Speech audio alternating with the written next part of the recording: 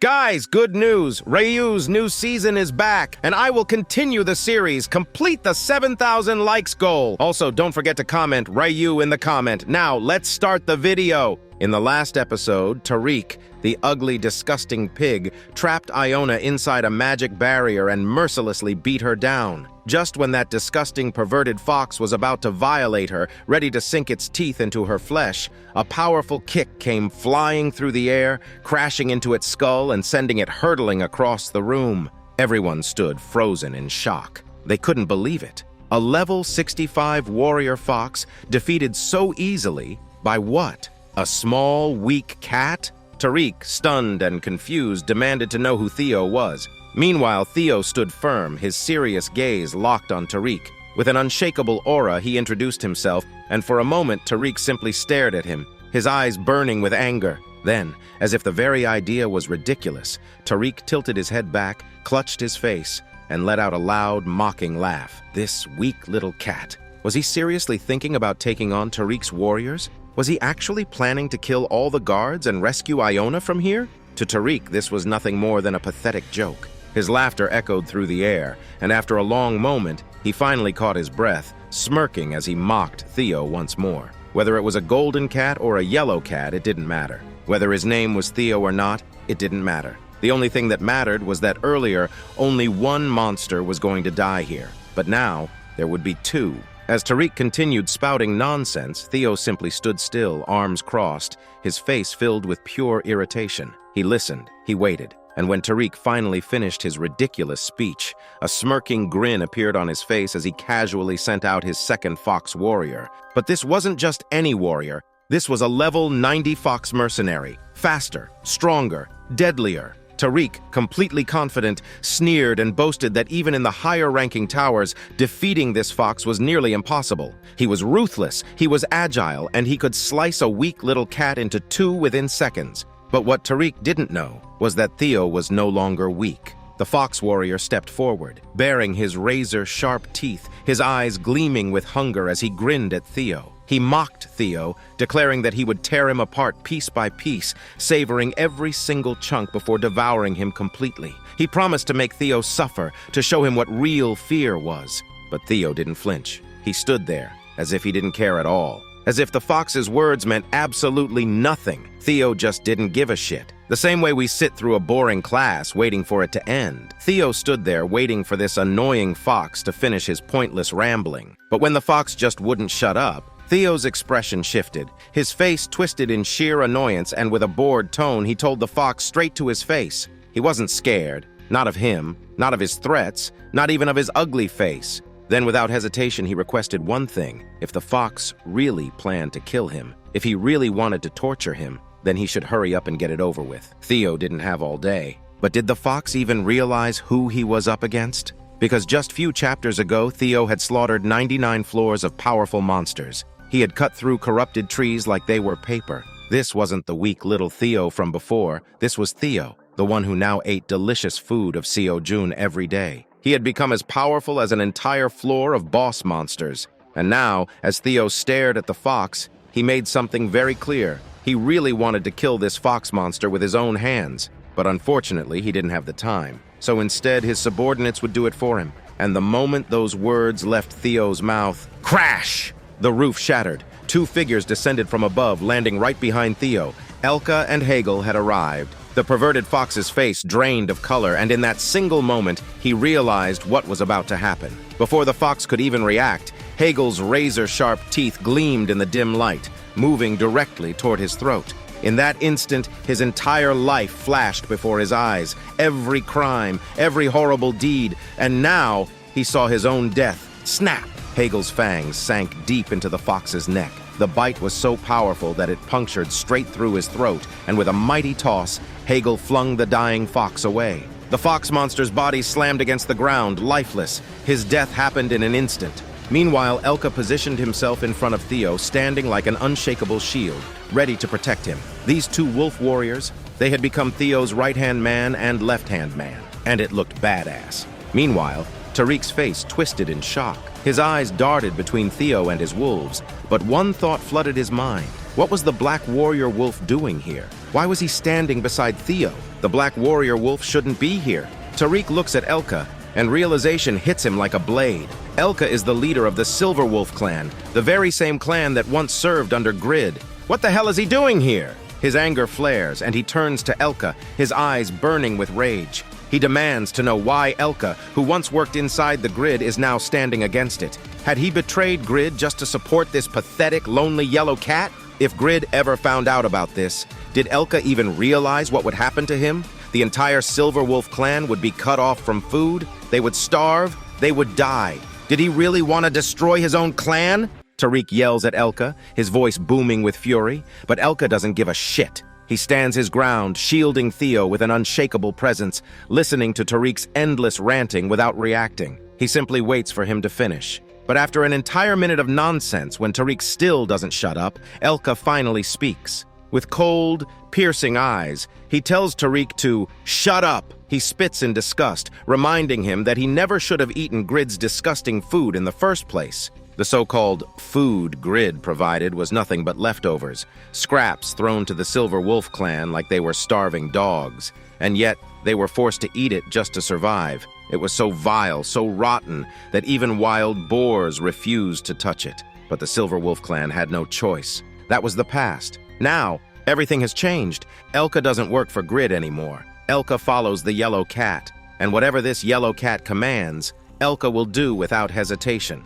He doesn't care what that damn Grid bastard tries to do. His loyalty now belongs to Theo, the great grand wandering merchant. On the other hand, Hegel steps forward, his presence just as overwhelming, his voice like rolling thunder. He declares his name with pride. Hegel, leader of the Black Warrior Wolf clan. And just like Elka, he will do whatever the yellow cat asks. Tariq, for the first time, feels a flicker of nervousness. Two powerful warriors, standing guard over a so-called weak little cat? His mind races as he tries to understand what is happening. But Theo? Theo simply stands there, arms crossed, watching everything like a boss. Finally, as Elka and Hegel's patience runs thin, they growl in warning. If Tariq so much as touches a single fur on Theo, they will tear his body apart so violently that he will forget how to breathe. Tariq's eyes narrow in frustration, still unable to comprehend why these two are going to such lengths for a cat. But rather than question it further,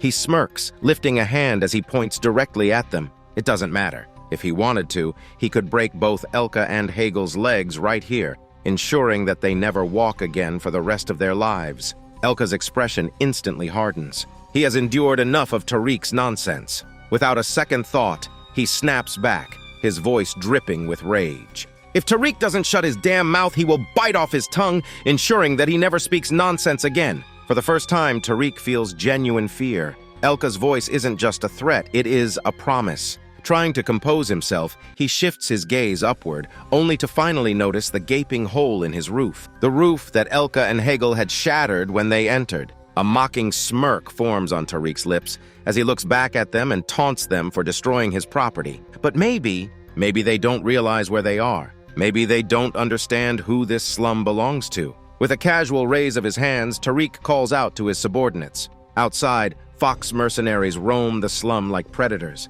At his command, an entire army of high-level fox warriors should have stormed in immediately. But no one comes. Seconds pass in silence. Still, no one arrives. Tariq's smirk fades. Confusion twists his face as he shouts again. Yet not a single soul answers. Elka, Hegel, and Theo remain standing, unbothered. Tariq, on the other hand, looks like a dumb fool, standing there with his hands raised, waiting for help that will never come. 4-0. When Tariq calls out to his subordinates again and again, yet no one responds, a wave of panic spreads across his face. His voice grows louder, his eyes darting around frantically as he demands to know what the hell is going on. Why is no one answering him? Before he can scream any further, a calm voice echoes from behind, cutting through the tense silence. There's no need to call for them. The voice belongs to none other than Zareth, the little fox. Zareth steps through the door, her sharp eyes locking onto Tariq, and with a cold smirk, she casually remarks that calling for reinforcements is useless. This entire slum belongs to her. For a long time, she has kept this area under surveillance, waiting for the perfect opportunity to strike. In fact, more than half of her police force has been stationed here as undercover agents, waiting for the right moment to act. The scene shifts, and the true scale of Zarif's operation becomes clear. Her comrades flood the entire slum, their rifles raised, surrounding and capturing every criminal in sight. Tariq's expression twists with rage, his eyes scanning the scene, his hands clenching into fists. This wasn't supposed to happen. Gritting his teeth, he glares at Zarif, his voice dripping with mockery, claiming that the tower's inspector bureau has no authority to be here without an arrest warrant. But Zarif isn't interested in his nonsense. Without hesitation, she walks forward with a dominating aura, her presence suffocating, her gaze piercing through Tariq like a blade. She smirks slightly, claiming that meeting Tariq in person is a pleasure. Then, with deadly seriousness, she introduces herself. "My name is Zarif." Her tone is firm, her words absolute. There is no amusement in her expression. She has no time for games. Stepping closer, her voice turns cold, listing every crime Tariq has committed: kidnapping, smuggling, and many more. And today, he has been caught red-handed in a kidnapping case. That's why she's here, to arrest him. But this isn't just about one charge. Along with kidnapping, there are 8 other criminal charges against him: imprisonment, intimidation, and even sexual violence. Hearing this, Tariq stiffens for a fraction of a second, but he quickly masks his fear, forcing his usual confident smirk back onto his face. With an arrogant scoff, he crosses his arms, staring down at Zarif as if none of this phases him. Then, with mock innocence, he demands proof. Does she have any evidence to support these accusations? His voice oozes false politeness as he claims to be nothing more than a kind and humble wandering merchant. Turning his attention to Elka and Hegel, he points an accusing finger at them. "These 2 wolves broke into my home. They destroyed my roof, and they even threatened my life. Shouldn't you be arresting them instead of me?" Tariq smirks internally, convinced that he has played his hand perfectly. There is no evidence linking him to any of these crimes. For a moment, Zarif remains silent, deep in thought, realizing that Tariq isn't entirely wrong. But just then, a low chuckle fills the air. Tariq flinches slightly and turns his gaze, only to see Iona smirking. Her eyes gleam with satisfaction as she slowly steps forward, fixing her sharp gaze on Tariq. Then, with calm confidence, she tells him she has all the proof they need. Reaching into her pocket, she pulls out a strange bracelet, holding it up for everyone to see. "This is the proof!" The moment she activates it, Tariq's own voice begins to echo through the room. His words, clear and undeniable, spill out from the bracelet. How he bred the red locusts, how he used them to control Greed Tower, how he planned to kill Iona from the very beginning, how he kidnapped the Red Ribbon Princess. Not just his voice. Video footage appears as well, exposing everything. Tariq's entire body tenses, his face drains of color, his breath catches in his throat. He stares at the bracelet, unable to look away. His hands tremble slightly, his fingers twitching at his sides. His vision blurs as stars begin to dance before his eyes. He has nothing left to say. The evidence is indisputable, displayed before his very eyes. But still, he refuses to give up. His mind races, desperately trying to think of a way out. Yet before he can say anything, Iona's gaze sharpens. Her expression turns dead serious, her voice cold as ice. Humans can lie, but magic never lies. Even if a relative, a friend, or a loved one tries to cover for someone, magic never lies. Yet still, Tariq resists. His face contorts with frustration, his voice rising in anger. "Magic is bullshit!" He repeats the words over and over, his panic rising, his breath growing heavier. And in his frustration, without even realizing what he is saying, he shouts out his own confession. He was the one who locked Iona inside the white magic barrier. Because of that barrier, Iona couldn't use her magic. Then he pauses, his eyes widening as the realization hits him like a thunderbolt. If Iona was trapped in the barrier, how did she use magic to record their conversations? At that moment, the bracelet records his words once again, capturing his own confession in real time. Unknowingly, Tariq has admitted to everything. A chill fills the air. Silence falls over the room, and then Iona smirks once more. She explains with calm finality the true beauty of magic. There was never any need to pour magic into this artifact. The bracelet was already a magical artifact, imbued with magic from the beginning. Even if Tariq had sealed all magic from the outside, it wouldn't matter, because the magic already existed within the bracelet itself, and that was the beauty of magic. At this point, there was no escape for Tariq. Iona lifts a hand, pointing a steady finger at him, her eyes filled with triumph. She declares that he should surrender now, and whatever happens to Tariq next will soon happen to Grid as well. Tariq does not need to worry at all. He won't be alone in jail for long because Iona will be sending Grid to join him very soon. Then, the two of them can play Ludo together behind bars. At this moment, Tariq is so frustrated that he doesn't know what to do. But despite his rage, he is powerless. Suddenly, Zaraf's commanders arrive, placing handcuffs on Tariq, dragging him away like the filthy criminal he is. But even as he is being taken, he spits out curses, his voice dripping with venom, swearing that the moment he is freed, he will make sure no one is left standing. He will hunt down Zaraf, and above all, the first person he will go after is Theo. Elka, Hegel, and everyone else listen to this nonsense in silence. But Tariq, the dumb, disgusting meathead, just won't shut up. Even while being hauled away, he keeps running his mouth, yelling that even if Grid is arrested, even if he is locked up forever, he will not spare them. Someone cut his damn tongue already. He genuinely talks too much. Finally, Zaraf's subordinates forcefully drag him away, his screams fading into the distance. With the chaos settling, Theo finally shifts his gaze toward Zaraf, his expression lighting up with a happy smile. Looking at her, he calls out her name warmly. Zaraf pauses, turning back before giving Theo a grateful nod. With a small, appreciative smile, she thanks Theo, but at the same time apologizes for the inconvenience. She admits that today's raid on the slum would never have been possible without him. Because of Theo, she was finally able to capture the criminals she had been chasing for so long. If not for him, Zaraf doubts she would have ever managed to pull it off. Hearing this, Theo rubs the back of his head, his face growing slightly shy. He downplays his role, insisting that he didn't do anything special. These people kidnapped his friend. That's why all of this happened. He only got involved by accident. Unknowingly, he ended up helping. But as he processes what just happened, Theo's excitement begins to bubble up again. Without hesitation, he catches hold of Zaraf's hands and grins excitedly, declaring that all these formalities can wait because he just realized something huge. Zaraf isn't just some newbie wandering merchant. She's an undercover high-ranking inspector. Theo is genuinely impressed. His eyes sparkle with excitement, and he admits that he's completely surprised. All this time, he thought Zaraf was just a rookie merchant, but instead, she turned out to be an undercover officer working in the shadows. Hearing this, Zaraf looks away for a moment, her cheeks slightly flushed. She apologizes softly, explaining that she never wanted to deceive Theo, but the situation forced her to keep it a secret. But Theo doesn't care about that at all. He waves it off with a smile, telling her that it doesn't matter if she lied. What truly makes him happy is that Zaraf isn't some weak merchant anymore. In fact, she is a highly ranked officer with authority and power. Theo, innocent and kind as always, steps closer to Zaraf,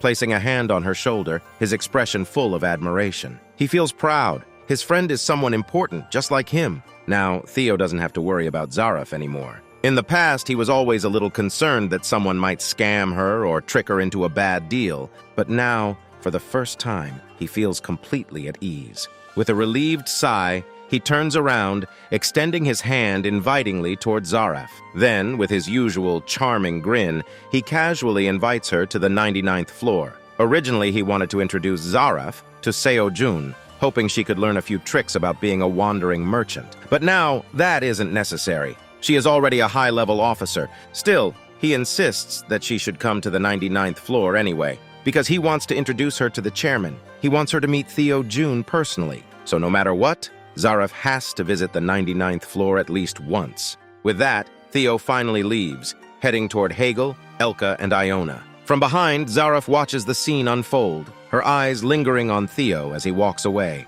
And suddenly, an unexpected sadness creeps into her heart. She can't explain why, but watching Theo leave makes her feel empty. And just before the scene fades, a single thought crosses her mind. Who is Seo-jun? The name doesn't sound like a monster species. It feels completely unfamiliar. It remains a mystery in her mind. Meanwhile, Theo finally reaches Iona, his expression softening as he crouches beside her. With genuine concern, he asks if she's okay. Did she suffer any more injuries? Iona smiles faintly, shaking her head. She assures Theo that she's fine. The moment the barrier was broken, she immediately healed herself using magic. The Red Ribbon Princess, however, still looks worried. Her eyes filled with concern, she keeps glancing at Iona. But Iona laughs lightly, trying to calm everyone down. telling them that there is no need to be worried about her. "Don't you guys know who I am?" She smirks, her confidence radiating. She is a high-level wizard. Injecting her with anything isn't that easy. Hearing this, Theo lets out a relieved sigh before suddenly remembering something shocking. After that, the atmosphere grows tense,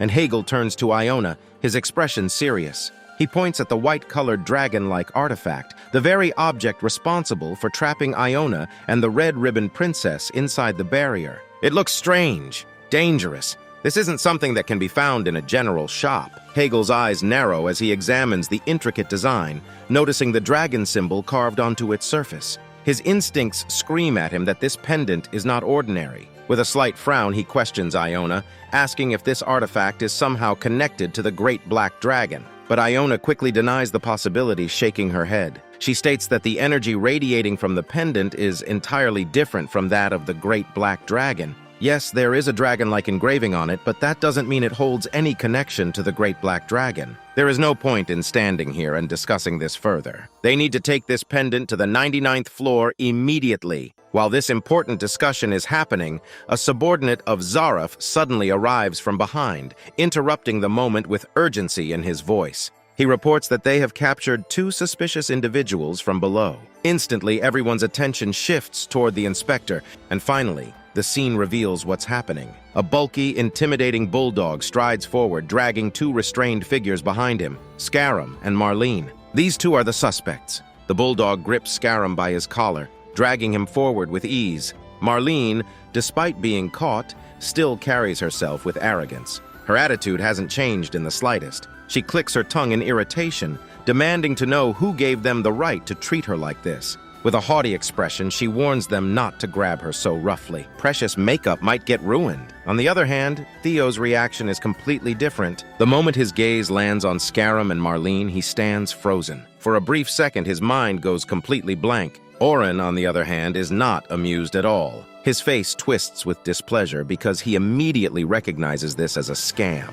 A scam that he was tricked by, the one who scammed him first. At this moment, Oren's mind clears, and everything finally makes sense. Theo was never his enemy. The real enemy was Scarum, the one who deceived him from the very beginning. In fact, Theo could even be considered his savior. A brilliant idea suddenly flashes through Theo's mind. His expression shifts into a mischievous smirk as he locks eyes with Scarum and Marlene the bitch. There is a perfect punishment waiting for the both of them. And Theo knows exactly what it is. Well, I already know what Theo is planning to do. And so do you. And just like that, we return to the 99th floor. In the farm, all the honeybees and farmer rabbits are working peacefully, tending to their fields with care. On the other hand, Aileen is happily enjoying her honey snack. The honey jelly is genuinely delicious. The more she eats, the more she craves it. This honey jelly made from peanut flour has a tangy kick, making it even more flavorful and irresistible. Seo-jun notices Aileen's excitement and realizes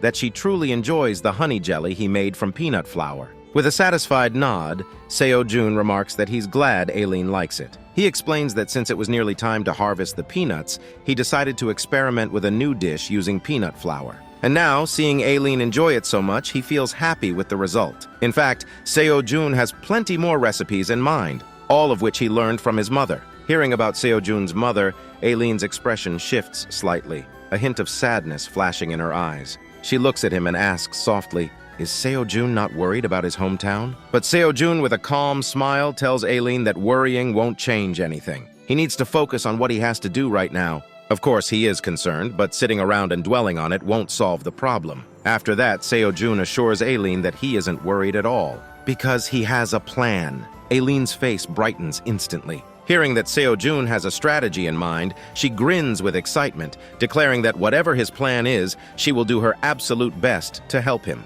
All Seo-jun has to do is give the command, and she will put her full strength into assisting him. Hearing this, Seo-jun thanks Aileen with a grateful smile and tells her that he will reveal his plan once Theo and the others arrive. Then, as a thought crosses his mind, he turns to Aileen and asks if she wants more honey jelly. But before Aileen can even respond, a sudden series of system notifications floods Seo-jun's mind, leaving him momentarily stunned. The system announces that his farmland has expanded to over 100,000 square feet.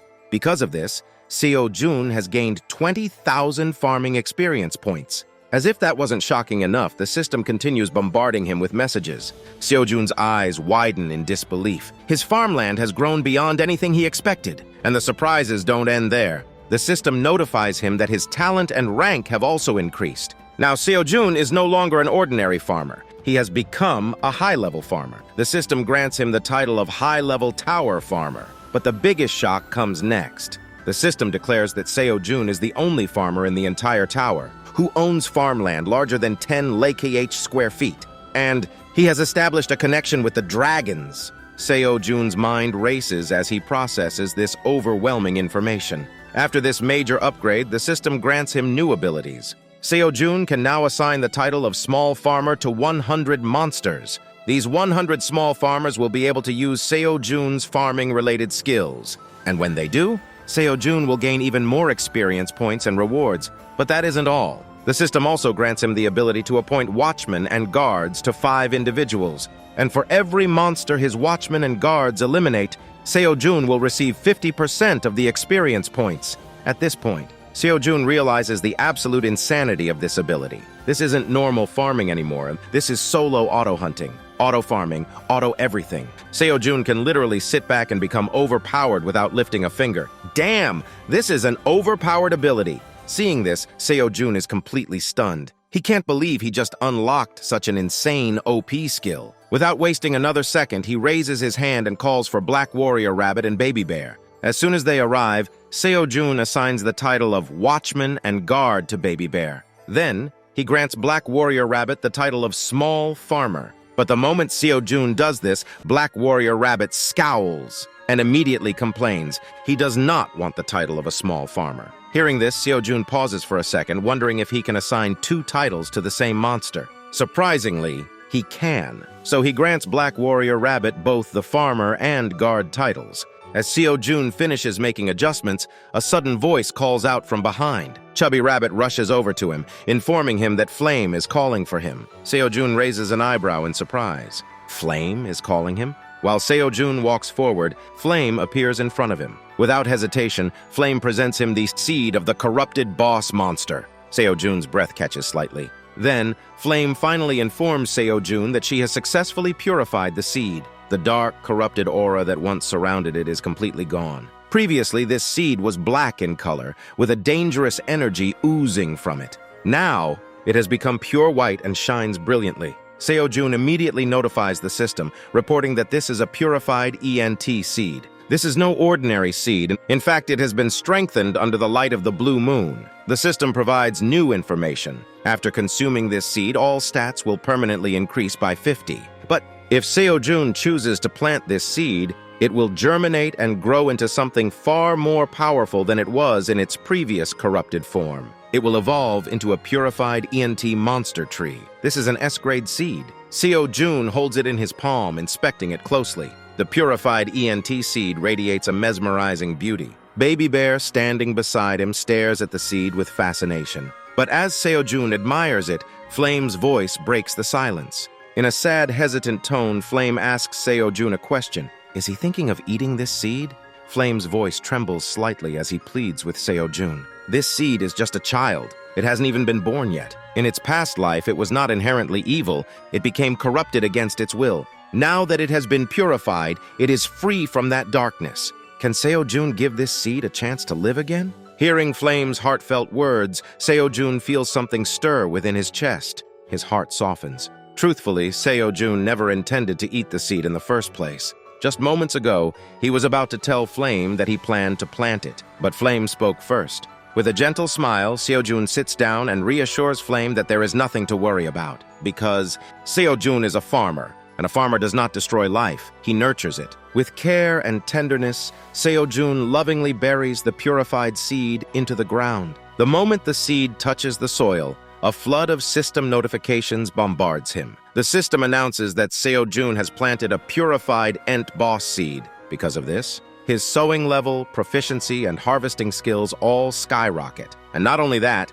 since Seojun is now a high-level farmer, the seed will grow at an accelerated rate. Seojun can't contain his excitement. What will emerge from this mysterious seed? Black Warrior Rabbit, Baby Bear, and the rest gather around, their eyes filled with anticipation. As everyone waits anxiously, Aileen suddenly speaks up, her tone sharp with concern. Has Seojun even considered the possibility that if a huge, powerful being like a corrupted tree suddenly erupts from the ground, it might turn hostile? Seojun freezes on the spot. A cold realization hits him. Aileen is absolutely right. What if this thing grows into a massive, uncontrollable monster? What if it ends up threatening everyone's lives? Seojun acts immediately. He rushes forward, his hands digging into the soil, attempting to pull the seed out before it fully germinates. But it's already too late. A tiny sprout emerges from the ground. Seojun's mouth falls open in shock. It grew in just a few seconds? Baby Bear, sensing something unusual, begins to grow in size, preparing for battle. From beneath the soil, something slowly starts to rise,